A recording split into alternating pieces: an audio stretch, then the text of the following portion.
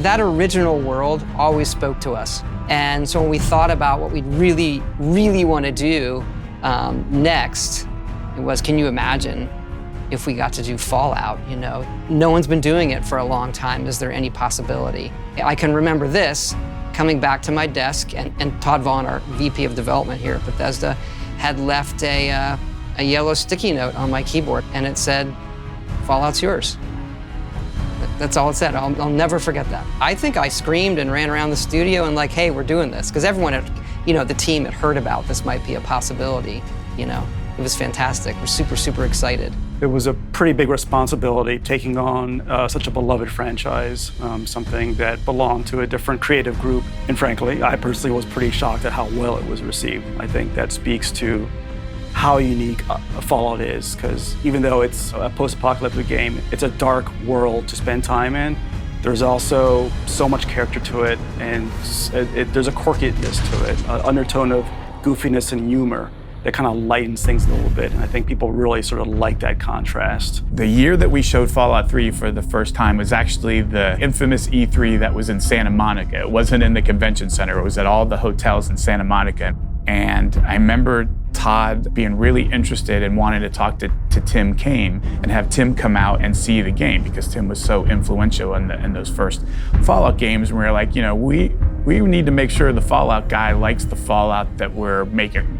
The previous games they're like of a previous generation, right? So they're isometric, they're turn-based, they're fantastic, perfect version of that for the time period that they came out.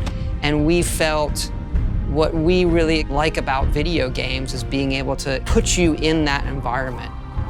I kind of felt like my baby had been adopted by another family. And it wasn't so much that I didn't like the family, it's just my baby was going to be raised differently than how I would raise this baby. I remember this very vividly, sitting at a table, asking Tim Cain what he thought of the demo. We just saw it, and the whole time, you know, you're just crossing fingers and toes like, oh, please don't let him hate it. And I just watched entranced, because I got to watch the opening cinematic and then some gameplay, and it was Fallout in first person, and it was mesmerizing. It was immersive. It was incredible. And I was like, even when I saw the VAT system, I'm like, that is what our called shot system would be like if you converted it to a first-person role-playing game. And it was great. That was a big, like, watershed moment in some way. And wanting to do right by Fallout meant you go back to the folks who came up with this stuff and said, hey, here's what we're doing. I especially loved when you actually got to leave the vault and the light came up and you saw the wasteland, and I was like, I'm seeing Fallout in 3D. It was an amazing experience for 2008.